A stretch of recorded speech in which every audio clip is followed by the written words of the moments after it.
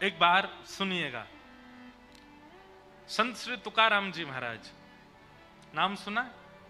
आप नहीं सुनेंगे तो कौन सुनेगा? है महाराष्ट्र वालों को नहीं पता होगा तो आपको पता है, जैसे हम लोग कीर्तन करते हैं ना, जय जय राम कृष्ण हरि, ऐसे एक कीर्तन और होता है, ज्ञानोबा तुकाराम, ज्ञानोबा तुकाराम, ज्ञानोबा तुकाराम। ये ज्ञानोबा तुकाराम कीर्तन क्यों होता है? एक बार श्री पंडरीनाथ भगवान को शयन करा करके पुजारी जी चले गए, और श्री पुजारी जी जैसे ही नेत्र बंद करके सोए तो उनको क्या दिखा कि ठाकुर जी को मंदिर में शयन करा के आए, कंबल उड़ा के आए, और पुजारी जी के सोते ही नेत्र में स्वप्न क्या आया? ठाकुर जी ने अपना कंबल हटा दिया और पांव में घुंघरू बांध करके, अपने पैरों में घुंघरू बांध करके और हाथ में करताल लेकर के श्री पंडरीनाथ भगवान नृत्य कर रहे हैं, गा रहे हैं। रुक्मणी जी बैठ करके मृदंग बजा रही हैं, ज्ञानोबा तुकाराम, ज्ञानोबा तुकाराम, ज्ञानोबा तुकाराम।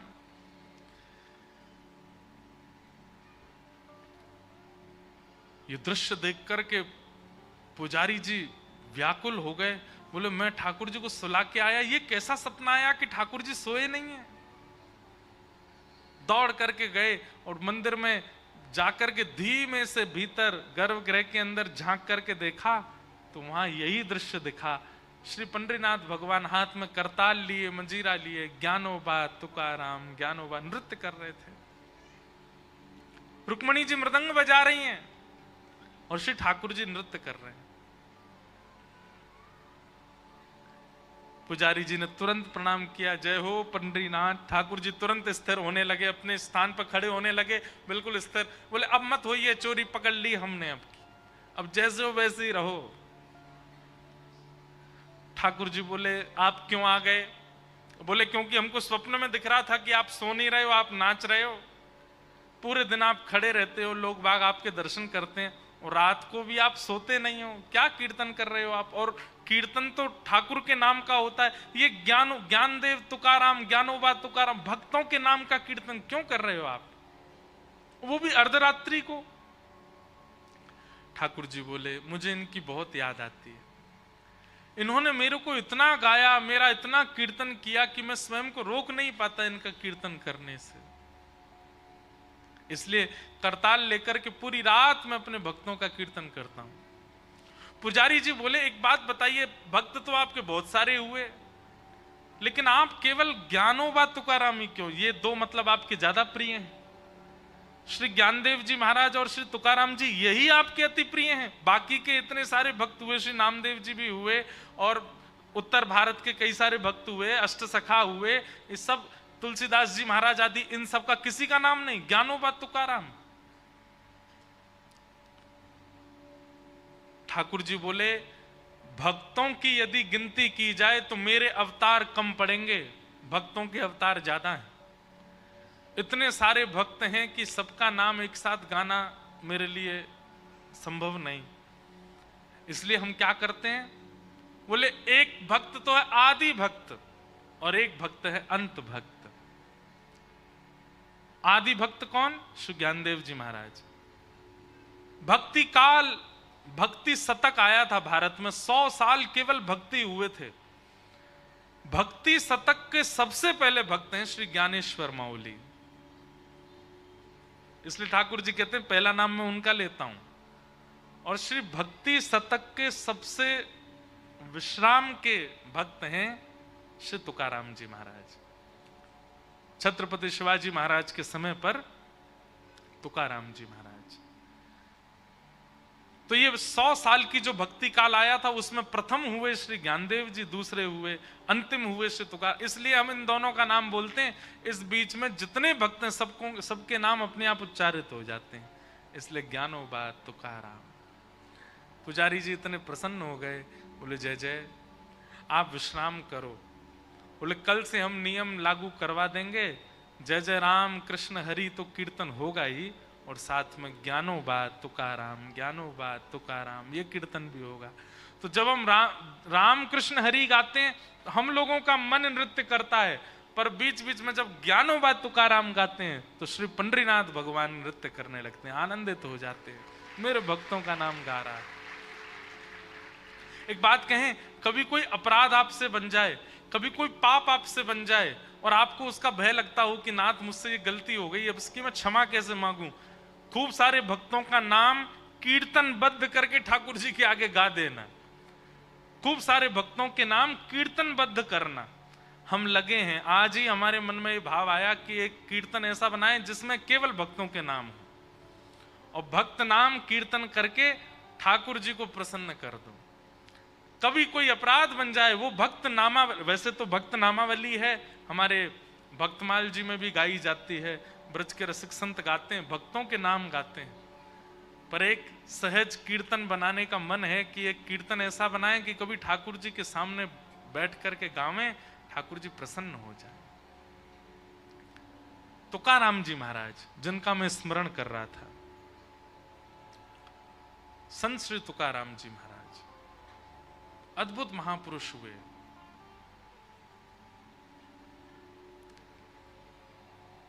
तुकाराम जी की पत्नी अनुकूल नहीं थी, कथा सबको पता है।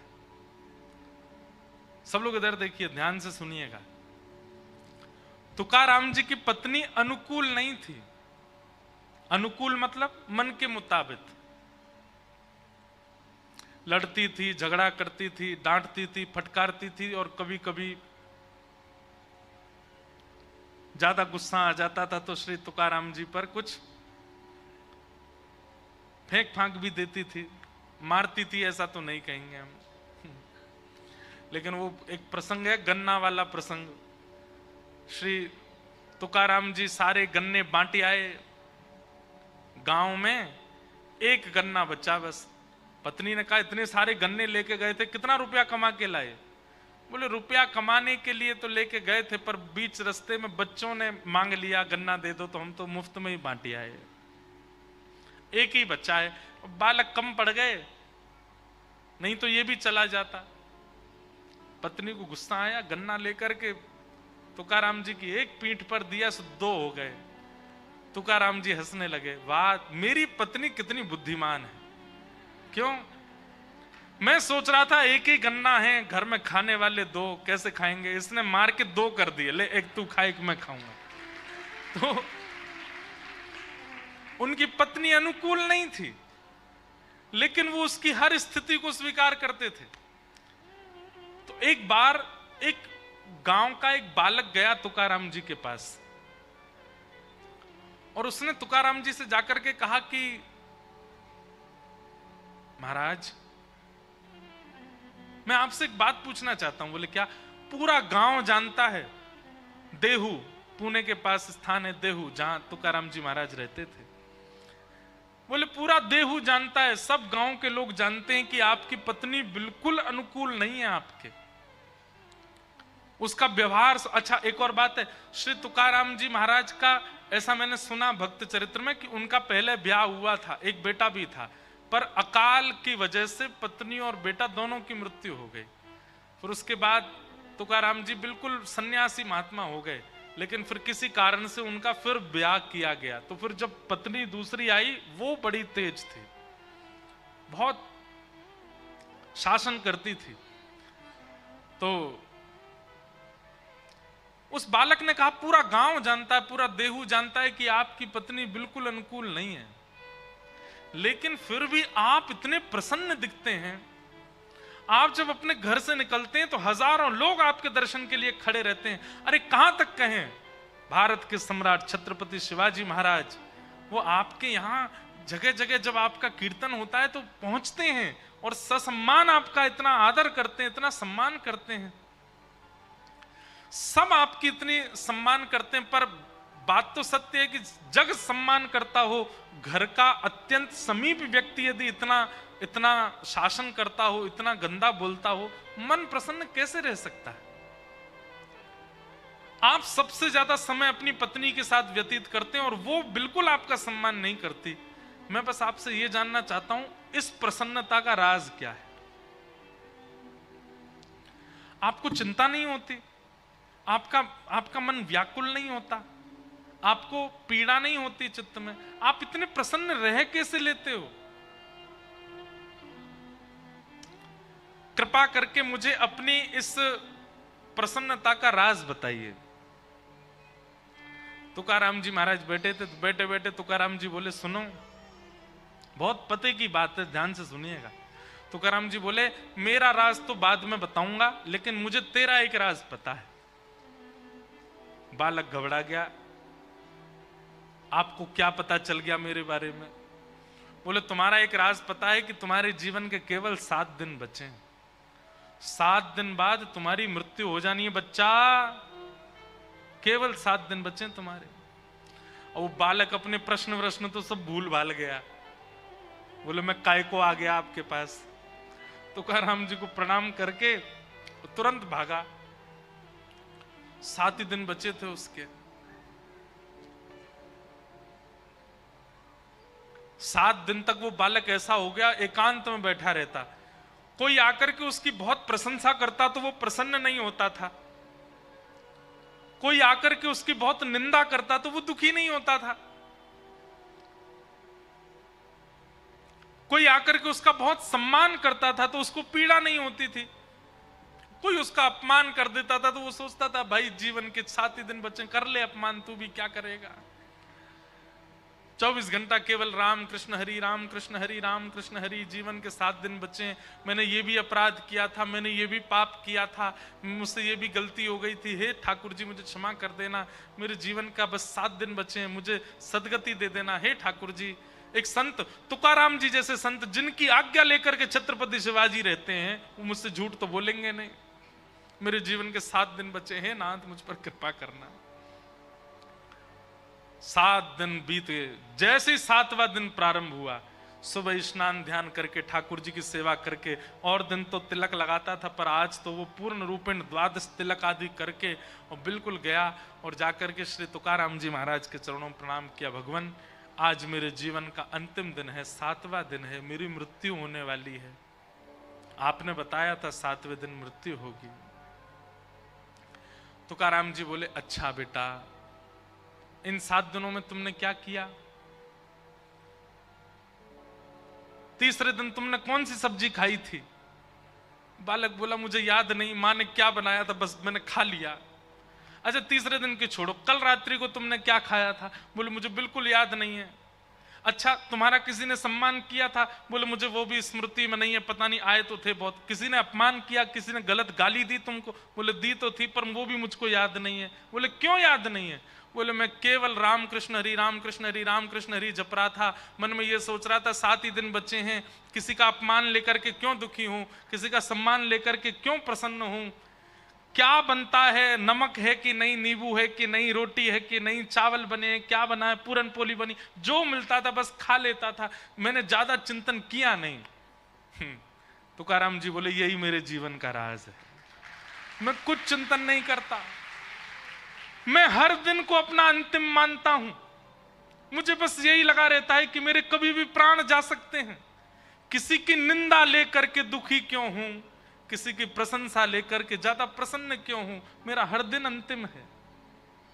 मेरी पत्नी, वो मेरे से बिल्कुल प्रतिकूल रहती है, उसकी चिंता लेकर के क्यों बोझ रखूं, वो घर में रोटी देती है तो खा लेता हूं, नहीं देती तो भी प्रसन्न रहता हूं, क्योंकि मुझे ये सब चीज मेरी चिंता का विषय है ही नहीं। मेरी चिंता का विषय तो एक है कि मेरे प्राण गए और कहीं मैंने पंडरीनाथ को नहीं देखा तो मैं प्राण कैसे त्यागूंगा। इसी चिंता में, इसी चिंतन में लगा रहता हूं। इसलिए मुझे संसार के किसी भी सम्मान से, अपमान से, आपत्तियों से, विपत्तियों से, अनुकूलता से, प्रतिकूलता से कोई फर्क नहीं पड़ता, मैं प्रसन्न रहता हूं।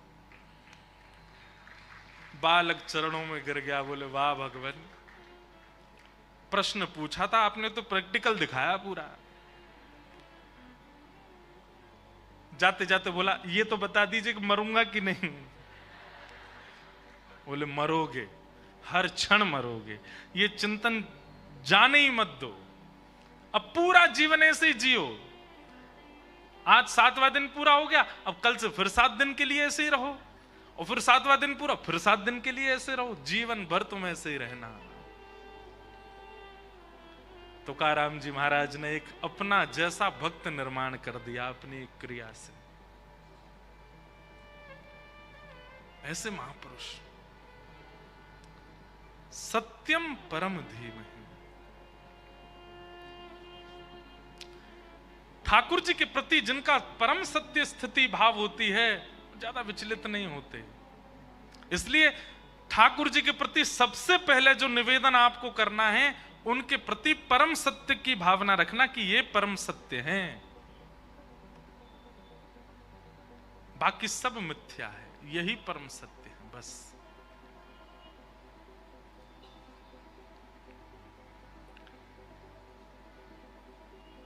कि धर्म प्रोजित कई तवोत्र परमो निर्मत्सराणां सतां वैद्यं वास्तवमत्र वस्तु शिवदं तापत्रयोन्मूलनम् श्रीमद्भागवते महामुनिकृते किं वा परैरीश्वर सद्यो हृदयवरुध्यते त्रिकृतभिः शुश्रूषुभिस्तच्छणा।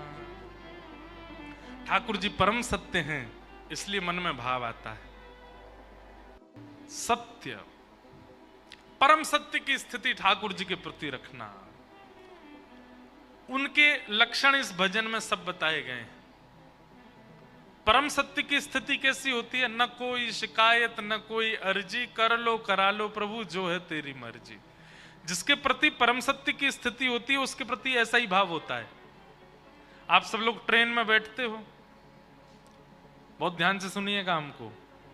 ट्रेन में बैठते हो, भुसावल से बैठे मुंबई तक जाना है। आपने लोको पायलट को देखा नहीं है जो ट्रेन चलाता है, लेकिन आप अपनी सीट पर जाकर के बढ़िया हाथ की तकिया लगाए सो जाते हो। कैसे? यही भाव रखते हो आप लोको पायलट के प्रति? क्या न कोई शिकायत न कोई अर्जी। अब अर्जी तो कैसी है? रास्ते में कहीं मन हो रहा है पानी पीना, लेकिन स्टेशन नहीं है, चल रही है गाड़ी, कैसे रुक जाएगी? कर लो करा लो प्रभु जो है तेरी मर्जी। और उसका फल क्या मिलता है कि आप सही सलामत मुंबई पहुंच जाते हो, मतलब अपने गंतव्य तक पहुंच जाते। फ्लाइट में भी ऐसा ही होता है। पायलट को हम जानते नहीं, उसको देखा नहीं, पर उसके प्रति इतना समर्पित होकर के बैठ जाते हैं। अब बताओ, कोई व्यक्ति हमारी जान के साथ खेल रहा है, 30,000 फीट पे ले गया हमको ऊपर, और वो भी हम उसको पैसा दे के और गए 18,000 की टिकट करा करके, उससे कहते ले चल भैया हमको। मतलब यहां 6-7 फीट से आदमी गिर जाए तो हड्डी टूट जाती है, 30,000 35,000 फीट से अगर वो गेर दे हमको, लेकिन उसके प्रति हम कैसा विश्वास रखते हैं। लोग बाग सो जाते हैं फ्लाइट में जाकर के, बढ़िया खाना पीना खाते रहते हैं, आनंद करते हैं, फोन चलाते हैं, गाने सुनते हैं। क्यों? पायलट के प्रति एक अंधविश्वास है। अच्छा, अंधविश्वास को लोग गलत रूप में लेते हैं। अंधविश्वास का मतलब लोग ऐसा सोचते हैं कि जो है पाखंड के प्रति ऐसा। अंधविश्वास का मतलब नेत्र बंद करके विश्वास, और वही विश्वास आपको आपके गंतव्य तक पहुंचा देता है। लेकिन भैया ये लोको पायलट हैं, वो पायलट हैं, इनसे भी कभी गलती हो सकती है, इन पे भी इतना भरोसा मत करो। थोड़ा भय तो रखा करो चित्त में, लेकिन फिर भी हम नहीं होते। और जिन पर बिल्कुल निर्भीक होकर के विश्वास करना चाहिए, उनसे हमारा वो भय बना रहता है। ठाकुर जी से, ठाकुर जी के प्रति हमारे चित्त में कहीं ना कहीं भय बना रहता है। ठाकुर जी के प्रति कैसा भय रहता है? अपने जीवन को लेकर के, अपने भविष्य को लेकर के, अपनी गति को लेकर के हम लोग एक अविश्वास में रहते हैं, हम लोग एक भय में रहते हैं, पता नहीं क्या होगा, पता नहीं क्या होगा। अरे विश्वास करो, ठाकुर जी को सबसे पहले तो अपने जीवन का पायलट बना दीजिए, और फिर तान दुपट्टा सोइए, आनंद करो, ठाकुर जी आनंद से पहुंचा देंगे। विचलित होने की बात नहीं। श्री तुकाराम जी ने यही भाव उस बालक को समझाया, अपने जीवन का रहस्य बताया। ठाकुर जी के प्रति परम सत्य की भावना। दूसरे श्लोक में विषय, अधिकारी, संबंध और प्रयोजन, 4 बातें बताई गई। कि धर्म प्रोजित कई तवोत्र परमो निर्मत्सरा सताम् वैद्यं वास्तवमत्र वस्तु शिवदं तापत्रयोन्मूलनम् श्रीमद्भागवते महामुनिकृते किं वा परैरीश्वर सद्यो हृदयवरुध्यते त्रिकृतभिः शुश्रूषुभिस्तत्क्षणात्। बहुत सावधानी से। अच्छा, एक बात हम सोच के आए तो पूछेंगे सबसे, आप में से विट्ठल भगवान के दर्शन किए कितने लोगों ने? पंढरपुर कौन कौन गया?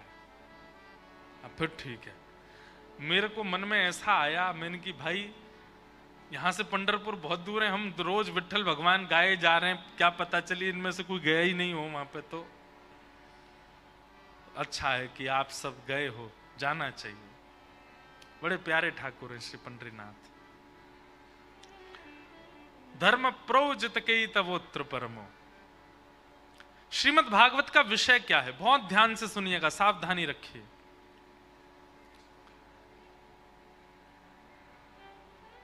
परम धर्म के प्रति हमको अग्रसित करना, यह भागवत का विषय है। अभी हम लोग धर्म का निर्वहन कर रहे हैं। भूख लगती है खाते हैं, नींद आती है सोते हैं, जलपान करते हैं, धन कमाते हैं, व्यापार करते हैं। ये सब जो भी क्रिया हम जीवन जीने के लिए कर रहे हैं, सब धर्म है। विवाह करते हैं, बालकों की परवरिश करते हैं, पत्नी की इच्छाएं पूरी करते हैं, परिवार को संभालते हैं, सब धर्म कहलाता है। ये सब धर्म है। इस लोक में शुद्ध जीवन जीने को धर्म कहते हैं, पर इस लोक के बाद उस लोक में सुखद प्राप्ति करने को परम धर्म कहते हैं। इस लोक में हमें क्या करना है वो सब आप सब कर रहे हैं, वो धर्म है। पर परलोक में हमें किस प्रकार से जाना है, उसकी प्राप्ति कैसे करनी है, उसकी जो क्रिया है उसको परम धर्म कहते हैं। भगवत गीता और भागवत, ये दो बातें। हम लोग भागवत सुन रहे हैं, भगवत गीता नहीं। कई बार तो मेरा सिर खराब होता है तब जब कथा सुनने वाला 7वें दिन प्रणाम करके ये कह दे, महाराज जी क्या सुंदर गीता पर प्रवचन किया आपने, भगवत गीता बहुत अच्छी सुनाई।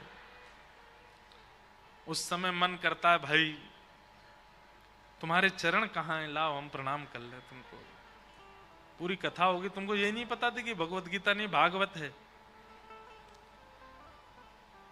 श्रीमद् भगवत गीता वो जीवन कैसे जीना चाहिए वो बताती है, लाइफस्टाइल कैसी हो, अपने जीवन के निर्णय कैसे हों, इस पृथ्वी पर जब तक रहना है तब तक कैसे रहना है, क्या करना है, किस प्रकार का व्यवहार करना, एक अच्छा मानव बनना सिखाती है भगवत गीता। पर भगवत प्राप्ति, भगवत गीता के वक्ता जो श्री कृष्ण हैं, उनकी प्राप्ति यदि करनी है तो उसके लिए तो भागवत के आश्रय में आना पड़ेगा। भागवत और उन भगवत प्राप्ति को ही हम परम धर्म कहते हैं। पृथ्वी पर रहना और यहां सुखद जीवन जीना वो धर्म है, पर इस पृथ्वी के पश्चात भगवत प्राप्ति करना और उसकी सुखद प्राप्ति की इच्छा चित्त में रखना और उसकी क्रियाएं करना वो परम धर्म है। भागवत का विषय धर्म नहीं, परम धर्म है। मतलब इस कथा में आगामी 7 दिनों तक केवल वही व्यवहार, वही बातें, वही नियम बताए जाएंगे जिससे भगवत प्राप्ति सुखद हो सके। एक बात हम आपसे स्पष्ट रूप से कहें, सब जानते हैं इस बात को, हमारे जीवन का अकाट्य सत्य क्या है? मृत्यु। हमारा भुसावल में घर बनाना एक सपना रहता है, ब्याह करना सपना होता है, बच्चे होंगे सपना होता है, बच्चों को उस स्कूल में पढ़ाएंगे सपना होता है, बच्चों का ऐसा ब्याह करेंगे सपना होता है, अपने माता पिता के लिए ये करेंगे सपना होता है। ये सब सपने होते हैं और इनको साकार कर पाना ना कर पाना ये हमारे कर्मों पर निर्भर करता है। कई लोग मेहनत करके अपने सपनों को साकार कर लेते हैं, कई लोग निराकार रह जाते हैं। लेकिन एक वस्तु ऐसी है जो सपना नहीं है, परम सत्य है, और वो क्या है? मृत्यु। मृत्यु सपना नहीं, मृत्यु तो सत्य है, सबकी आनी है।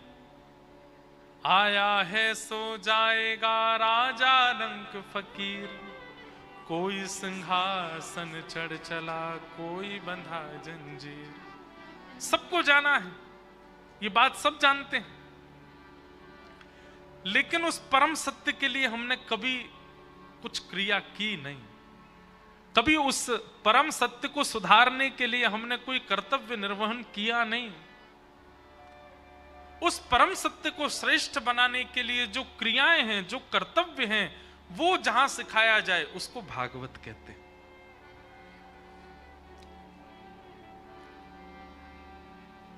और एक बात निश्चित है कि मृत्यु के पश्चात भगवत प्राप्ति तभी हो सकती है जब जीवन काल में, अपने युवा काल में, अपने वृद्ध काल में, अपने कुमार अवस्था काल में आपने ठाकुर जी को खूब भजा हो, तभी मृत्यु के बाद उनकी प्राप्ति हो सकती है।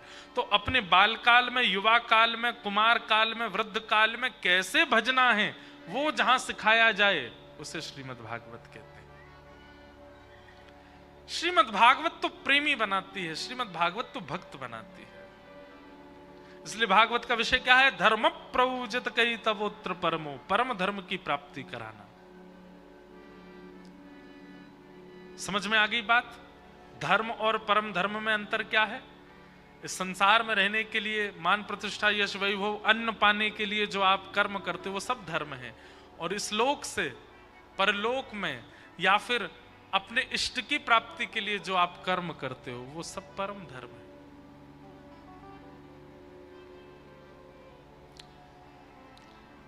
भागवत जी का अधिकारी कौन है? तो कहते हैं निर्मत्सराणाम सताम। श्रीमद् भागवत की कथा हो रही है, वक्ता सुना रहे हैं, कितनों को समझ आ रही है? उतनों को ही समझ आएगी जिनके चित्त में मात्सर्य दोष नहीं है। जोग जोग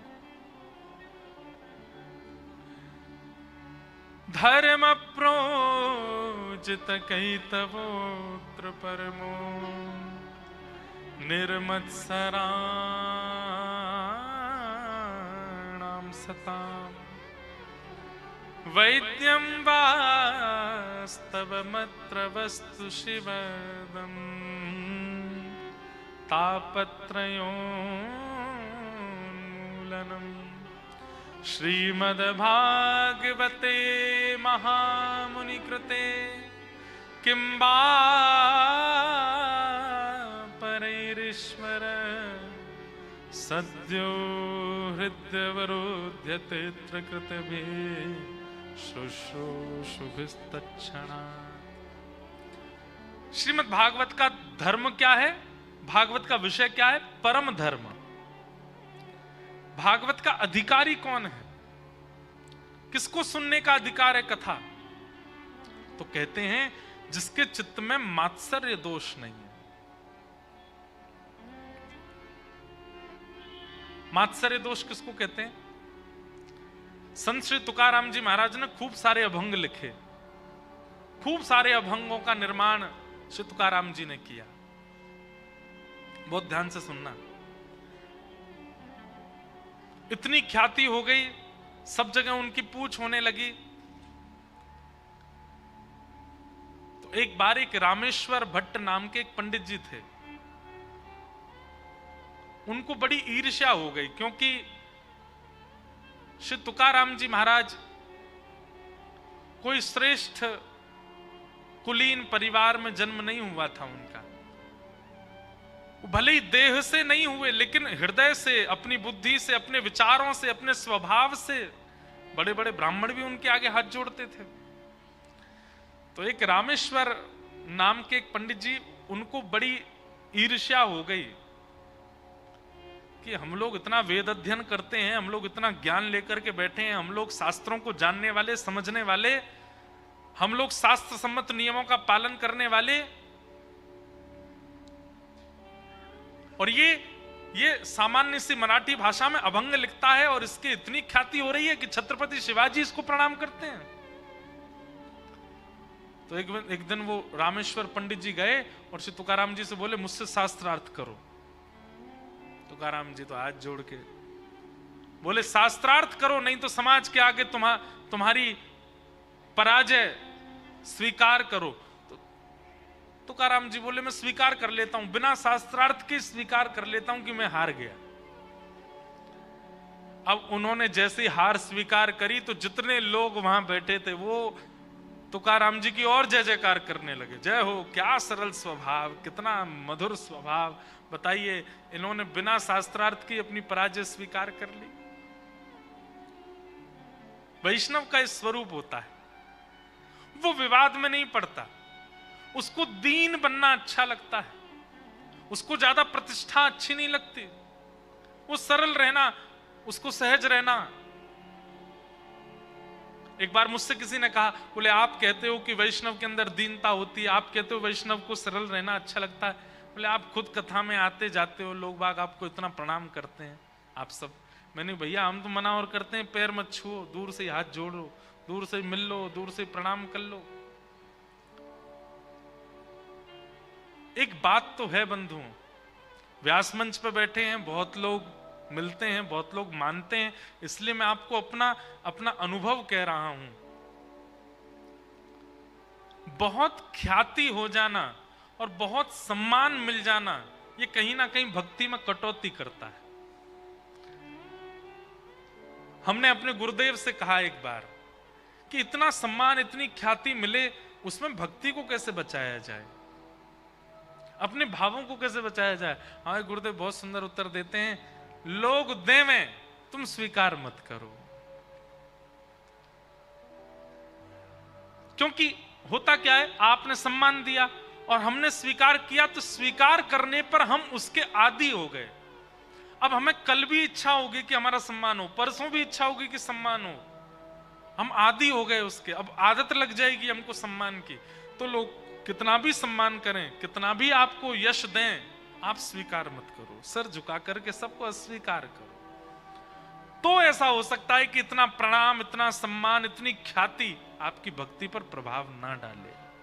बहुत मुश्किल है।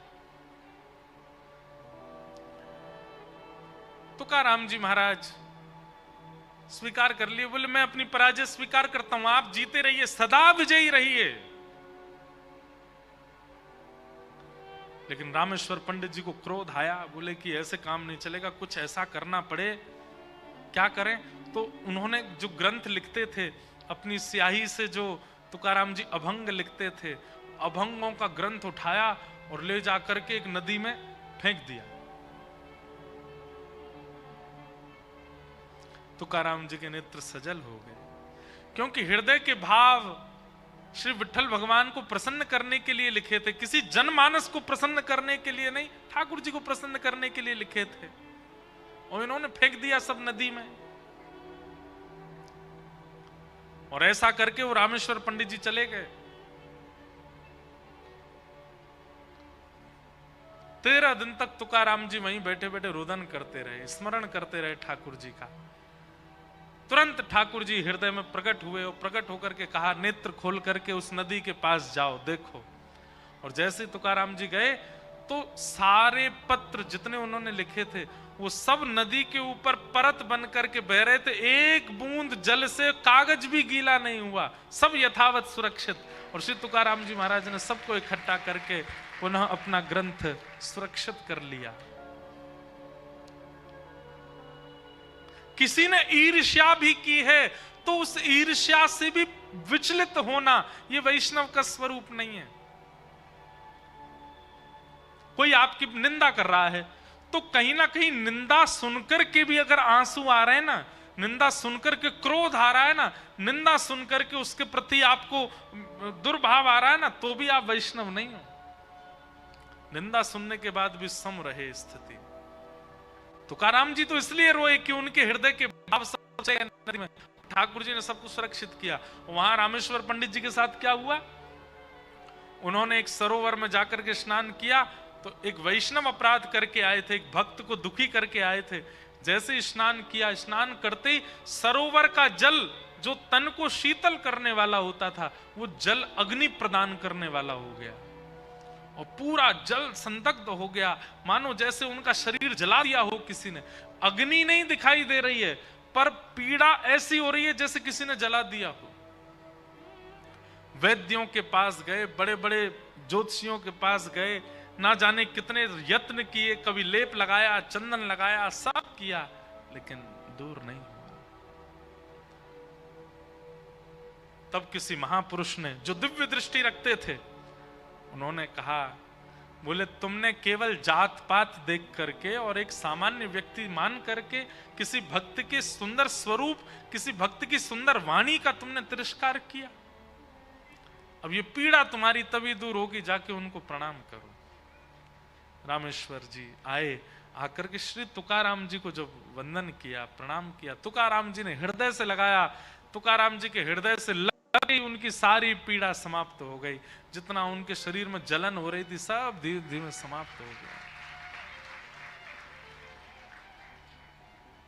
ईर्ष्या निर्मत्सराणाम, कथा सुनने का अधिकारी नहीं है ईर्ष्यालु व्यक्ति। लेकिन क्या बताएं साहब, सब ईर्ष्या से युक्त है। संसार में कोई ऐसा व्यक्ति नहीं जिसके चित्त में तनिक ईर्ष्या नहीं होती हो। और ईर्ष्या कब होती है पता है?